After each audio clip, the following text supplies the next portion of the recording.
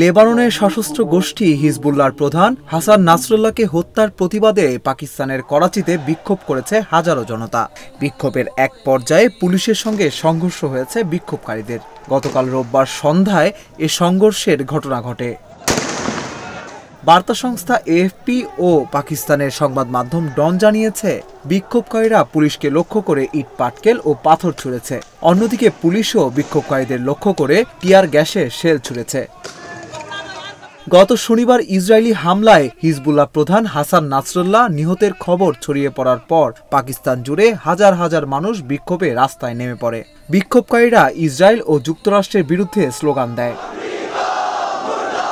প্রথমে ইসরায়েল জানায়, তারা শুক্রবারে দক্ষিণ বৈরুতের শহরতলিতে হামলা চালিয়ে হাসান নাসরুল্লাহকে হত্যা করেছে। পরে হিজবুল্লাহর পক্ষ থেকেও নাসরুল্লাহ নিহত হওয়ার খবর নিশ্চিত করা হয়।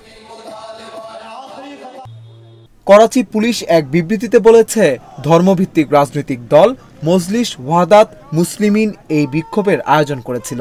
বিক্ষোভের র্যালি পিআইডিসি মোড় থেকে শুরু হয়ে আইসিআই ব্রিজ হয়ে ইউএস কনসুলেটের দিকে যাচ্ছিল। তখন পুলিশ তাদের বাধা দিতে রাস্তার ওপর কন্টেইনার স্থাপন করে। এরপর বিক্ষোভকারীরা কন্টেইনার সরানোর চেষ্টা করলে সংঘর্ষ বেঁধে যায়। পুলিশের ডেপুটি ইন্সপেক্টর জেনারেল আসাদ রাজা বলেছেন, বিক্ষোভকারীদের ছত্রভঙ্গ করতে পুলিশ লাঠিচার্জ এবং কাঁদানে গ্যাস ছুড়তে বাধ্য হয়। এ ঘটনায় পুলিশ সহিংসতা সৃষ্টিকারীদের বিরুদ্ধে মামলা দায়ের করবে বলেও জানান এই কর্মকর্তা।